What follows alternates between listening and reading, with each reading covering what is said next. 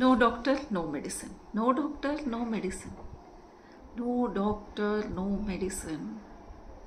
ಹಾಗಿದ್ರೆ ಯಾಕೆ ನಮ್ಮ ಸುತ್ತಮುತ್ತ ಇಷ್ಟೊಂದು ಹೊಸ ಹೊಸ ಆಸ್ಪತ್ರೆಗಳು ಹುಟ್ಟುತ್ತಾನೆ ಇವೆ, ಡಾಕ್ಟರ್ಸ್ ಹುಟ್ಟುತ್ತಾ ಇದ್ದಾರೆ.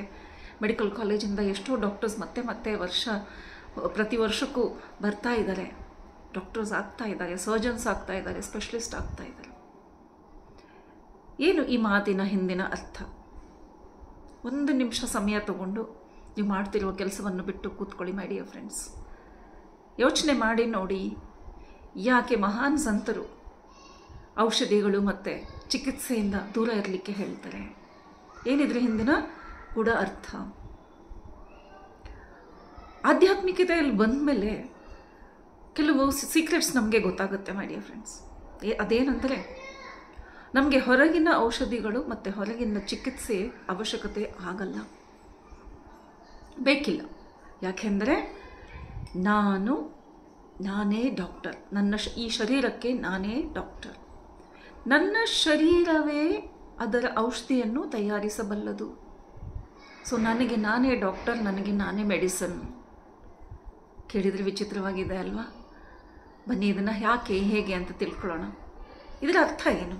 ನಿನಗೆ ನೀನೇ ಮೆಡಿಸನ್ನು, ನಿಮಗೆ ನೀನೇ ಡಾಕ್ಟರು ಅಂತಂದರೆ ಏನಿದ್ರ ಅರ್ಥ? ವೈದ್ಯೋ ನಾರಾಯಣೋ ಹರಿ ಅಂತ ಹೇಳಿದ್ದಾರೆ. ಯಾರು ಈ ವೈದ್ಯರು? ವೈದ್ಯ ಅಂದರೆ ಹೊರಗಡೆ ಇರುವ ಒಬ್ಬ ಮನುಷ್ಯನಲ್ಲ. ಯಾರು ಬುದ್ಧಿಜೀವಿಗಳೋ, ಈ ಶರೀರ ಹೇಗೆ ಕೆಲಸ ಮಾಡುತ್ತೆ ಅದನ್ನು ತಿಳ್ಕೊಂಡಿದ್ದಾರೋ ಅಲ್ವಾ, ಈ ಶರೀರದ ಒಳಗಡೆ ಏನು ನಡೀತಾ ಇದೆ, ಇದಕ್ಕೆ ಕಾರಣವೇನು ಅಂತ ಯಾರು ತಿಳಿತಾರೋ ಅವರೇ ವೈದ್ಯರು. ಸೊ ಅವರು ಯಾರು? ಬುದ್ಧಿಜೀವಿಗಳು. ಸೊ ಯಾರು ಈ ಶರೀರವನ್ನು ತಿಳಿದ ಬುದ್ಧಿಜೀವಿಗಳಾಗಿರ್ತಾರೋ ಅವರೇ ಡಾಕ್ಟರ್. ಸೊ ನಾವು ಸಹ ಆ ಬುದ್ಧಿಜೀವಿಗಳಾಗಬಹುದಲ್ಲ.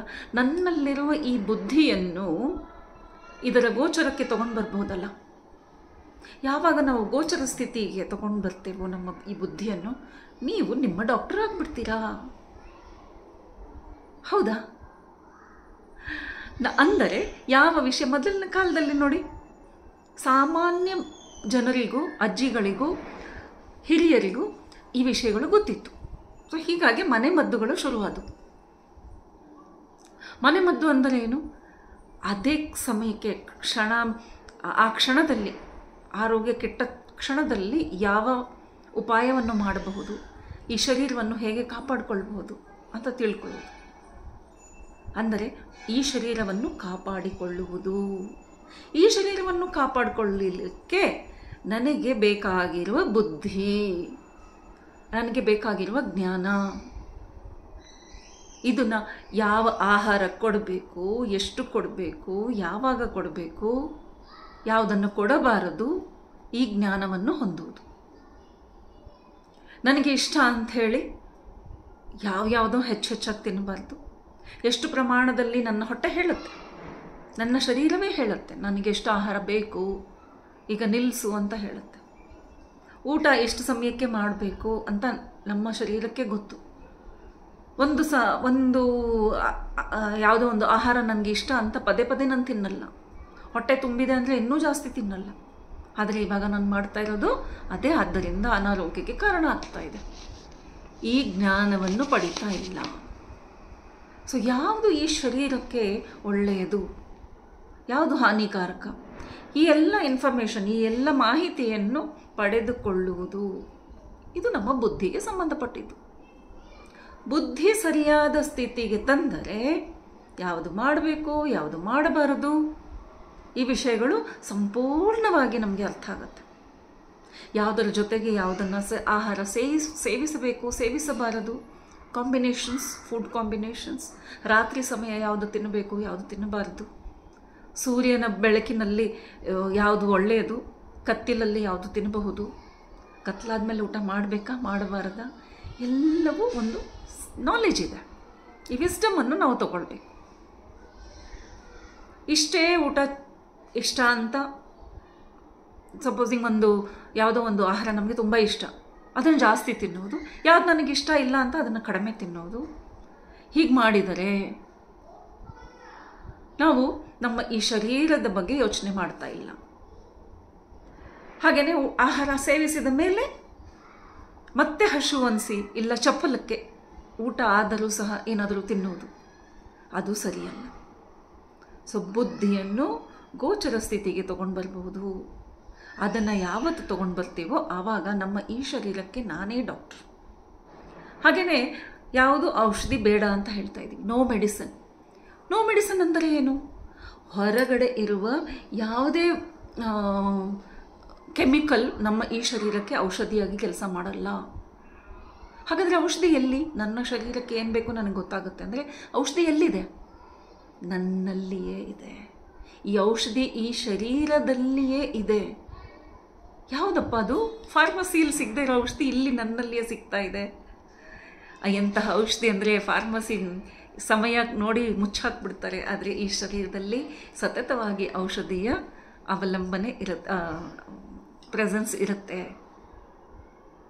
ನಾವು ಅವರ ಹೊರಗಡೆ ಇರುವ ಔಷಧಿಯ ಮೇಲೆ ಅವಲಂಬಿತರಾಗಿಲ್ಲ. No medicine. ಹಾಗಾದ್ರೆ ಯಾವುದಪ್ಪ ಈ ಔಷಧಿ?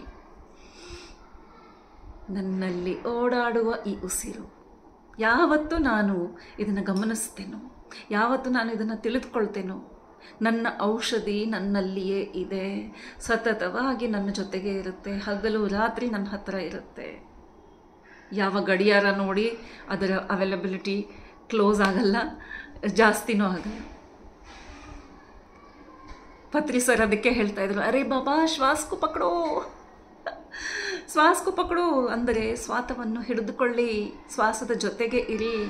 ಯಾವಾಗ ನಾವು ಶ್ವಾಸವನ್ನು ಹಿಡಿದಿಟ್ಕೊಳ್ತೇವೋ, ಶ್ವಾಸದ ಜೊತೆಗೆ ಜೀವನ ಮಾಡ್ತೇವೋ, ಅದುವೇ ಅಮೃತಮಯ, ಅದುವೇ ಅಮೃತ. ಎಲ್ಲಿವರೆಗೆ ಅಂದರೆ ತಲೆ ಕೂದಲಿಂದ ಹಿಡಿದು ಕ್ಯಾನ್ಸರ್ವರೆಗೆ ಎಲ್ಲ ರೋಗಗಳಿಗೂ ಔಷಧಿ ನಮ್ಮಲ್ಲಿಯೇ ಇದೆ. ಮತ್ತು ಅದುವೇ ಶ್ವಾಸ. ಯಾವಾಗ ನಾವು ಶ್ವಾಸದ ಮೇಲೆ ಧ್ಯಾಸ ಇಟ್ಕೊಂಡು ಶ್ವಾಸದ ಜೊತೆಗೆ ಜೀವಿಸ್ತೇವೋ, ಶ್ವಾಸದ ಜೊತೆಗೆ ಪಯಣಿಸ್ತೇವೋ, ನಮ್ಮ ಶ್ವಾಸವೇ ಅಮೃತವಾಗುತ್ತೆ. My dear friends, be with the breath, observe the breath, be in awareness with the breath ಅಂತ ಹೇಳ್ತಾರೆ. ಅಮೃತ ಎಲ್ಲೂ ದೇವಲೋಕದಲ್ಲಿ ಸಮೃತ ಮಂಥನ ಆದಾಗ ಹುಟ್ಟಿದ್ದಲ್ಲ. ಅದು ನಮಗೆ ತಿಳಿಸಲಿಕ್ಕೆ ಒಂದು ಕಥಾರೂಪದಲ್ಲಿ ಹೇಳಿದ್ದಾರೆ. ಅದರ ವಿಷಯವನ್ನು ಸರಿಯಾಗಿ ಅರಿತುಕೊಂಡರೆ ನಮಗೆ ಗೊತ್ತಾಗುವುದೇನು ಅಂದರೆ ಆ ಮಂಥನ ನಡೆದದ್ದು ನಮ್ಮಲ್ಲಿಯೇ. ಸೊ ಅದು ನಡೆಯುತ್ತೆ. ಹೇಗೆ ನಡೆಯುತ್ತೆ? ನೀನು ಶ್ವಾಸದ ಮೇಲೆ ಗಮನ ಇಟ್ಟಾಗಲೇ ಅದು ಮಂಥನ. ಹೇಗೆ ಮಜ್ಜಿಗೆಯನ್ನು ಕಡಿದ್ರೆ ಮಂಥನ ಅಂತ ಹೇಳ್ತೀವಿ. ಶ್ವಾಸ ಒಳ ಹೋಗುವುದು, ಹೊರ ಬರುವುದು. ಈ ಮಂಥನದಿಂದ ಒಂದು ಅಮೃತ ಬಿಂದು ಉತ್ಪತ್ತಿಯಾಗಿ ನಮ್ಮ ಶರೀರದಲ್ಲಿ ಆ ಅಮೃತ ಬಿಂದು ಇರುತ್ತೆ. ಯಾವುದೋ ದೇವಲೋಕ ಎಲ್ಲಿಯೂ ಹೊರಗಡೆ ಇಲ್ಲ ಮೈ ಡಿಯರ್ ಫ್ರೆಂಡ್ಸ್. ಅಲ್ಲಿಂದ ಯಾರೂ ತಂದು ಕೊಡೋದಿಲ್ಲ ನಮಗೆ ಅಮೃತ. ಸೊ ಹಾಗೆಯೇ ಶ್ವಾಸ ಜೊತೆಗೆ ಅನುಸಂಧಾನ ಮಾಡಿದಾಗ ಈ ಶರೀರದಲ್ಲಿರುವ ಅಮೃತ ಯಾವುದು ಉತ್ಪತ್ತಿಯಾಗುತ್ತೋ ಅದುವೇ ನಮಗೆ ಅಮೃತ. ಔಷಧಿ ಬೇಕಾ? ಈ ಅಮೃತ ನಮ್ಮನ್ನು ಸಾವಿನಿಂದ, ಅನಾರೋಗ್ಯದಿಂದ ದೂರ ಇಡುತ್ತೆ. ಅದುವೇ ನಮಗೆ ಆರೋಗ್ಯ ಭಾಗ್ಯವನ್ನು ಕೊಡುತ್ತೆ. So my dear friends, no medicine, no doctor. Be with your breath. The breath is your doctor. The breath is your medicine. Breath is your guru. ನಮ್ಮ ಶ್ವಾಸವೇ ನಮ್ಮ ಗುರು. ಶ್ವಾಸದ ಜೊತೆಗೆ ಅನುಸಂಧಾನ ಮಾಡ್ತಾ ಯಾವಾಗ ನಾವು ಮೆಡಿಟೇಷನ್ ಮಾಡ್ತೇವೋ ಮೈ ಡಿಯರ್ ಫ್ರೆಂಡ್ಸ್, ಆಗ ನಮ್ಮ ಈ ಶರೀರಕ್ಕೆ, ಹೀಗಾಗಿ ಶರೀರಕ್ಕೆ ಬೇರೆ ಔಷಧಿ ಡಾಕ್ಟ್ರ್ ಬೇಕಾಗಲ್ಲ. ನಾವು ನೋಡಿದ್ದೇವೆ ಎಷ್ಟು ಮಹಾ ಸಂತರು ಎಂತಹ ರೋಗ ಬಂದರೂ ಅವರು ಅದನ್ನು ಸರಿಪಡಿಸ್ಕೊಂಡಿದ್ದಾರೆ. ಬರೀ ಅವರ ಆಹಾರ, ವಿಹಾರ, ವಿಚಾರ ಮತ್ತು ಈ ಶ್ವಾಸವನ್ನು ಗಮನಿಸ್ತು. ಸೊ ಈ ಕಾನ್ಸೆಪ್ಟ್ ಬಗ್ಗೆ ಯೋಚನೆ ಮಾಡಿ ನೋಡಿ, ಪ್ರಯೋಗ ಮಾಡಿ ನೋಡಿ. Because we are all spiritual scientists.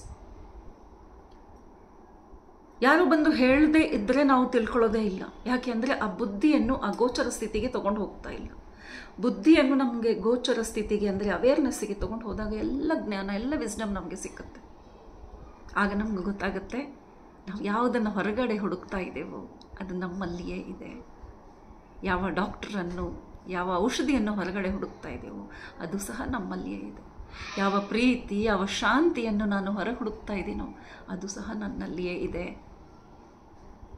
ಈ ಕಾನ್ಸೆಪ್ಟ್ ಹೇಗೆ ಇಷ್ಟ ಆಯಿತು ನಿಮಗೆ ಅನ್ನೋದ್ರ ಬಗ್ಗೆ ಕಮೆಂಟ್ ಮಾಡಿ ಮೈ ಡಿಯರ್ ಫ್ರೆಂಡ್ಸ್. ಹಾಗೆಯೇ ನೀವು ಮನೆ ಮದ್ದು ಯಾರಿಗೆ ಯಾವ್ಯಾವುದು ಗೊತ್ತು, ನಿಮ್ಮ ಮನೆಯಲ್ಲಿರುವ ಹಿರಿಯರನ್ನು ವಿಚಾರಿಸಿ ನೋಡಿ.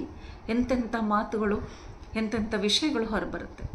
ಆ ವಿಸ್ಡಮನ್ನು ಕಲೆಕ್ಟ್ ಮಾಡುವುದೇ ನಮ್ಮ ಬುದ್ಧಿಮತ್ಯವನ್ನು ಹೆಚ್ಚಿಸ್ಕೊಳ್ಳುವುದು ಅಂತ ಅರ್ಥ. ಸೊ ವಿಸ್ಡಮ್ ತಗೊಳ್ಳಿ ಅಂತಂದರೆ ಯಾವುದು ಪುಸ್ತಕ ಓದಿ ಬರುವುದಲ್ಲ ಫ್ರೆಂಡ್ಸ್, ಇದು ಅನುಭವ ಇದ್ದವರ ಹತ್ರ ತಿಳ್ಕೊಳ್ಳೋದು. ಅನುಭವಿಗಳು ಯಾರು? ನಮಗೆ ಫಸ್ಟ್ ಹ್ಯಾಂಡ್ ಸಿಗ್ತಾ ಇರುವ ಅನುಭವಿಗಳು ನಮ್ಮ ಮನೆಯಲ್ಲಿರುವ ಹಿರಿಯರು.